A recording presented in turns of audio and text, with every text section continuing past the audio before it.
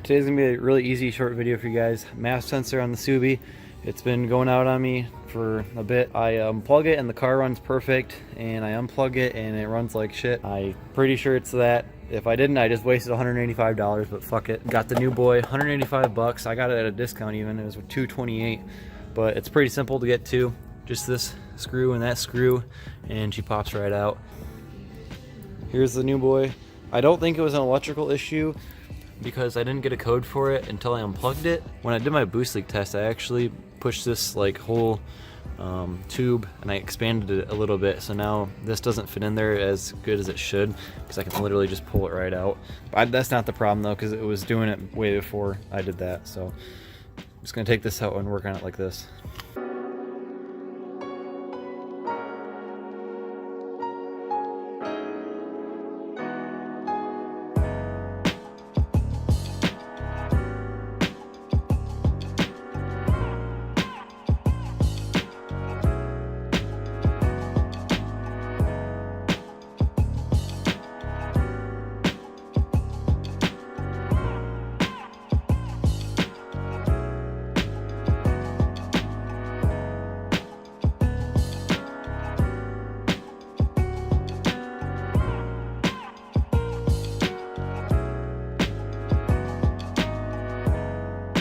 Let's go plug her back in.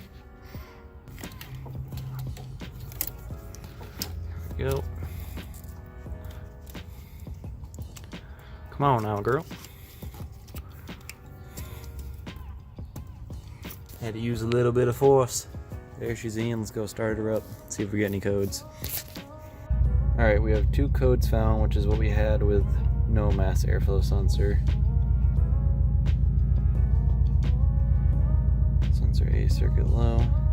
So those are the 2 same ones we had. I'm not going to clear it. I'm going to let it run for a couple minutes and then drive it home after work tonight. We're going to skip to me going home, driving it home, and seeing if the codes go away. See you in 2 seconds. Back home, check engine light went off on the way home, came back on, and now I only have 1 code. I used to have 3, but if I go back to my codes and read them again, I get my CAT system. I don't have a cat, so that's probably why it's there. I hope you guys enjoyed the video. If you did, leave a like, comment, subscribe, and make sure to stay tuned for the next video, which is going to be most likely changing the bushings in my shift linkage because they're pretty much toast, and Cartboy shift linkage, short shifter. So yeah, stay tuned and see you guys next time.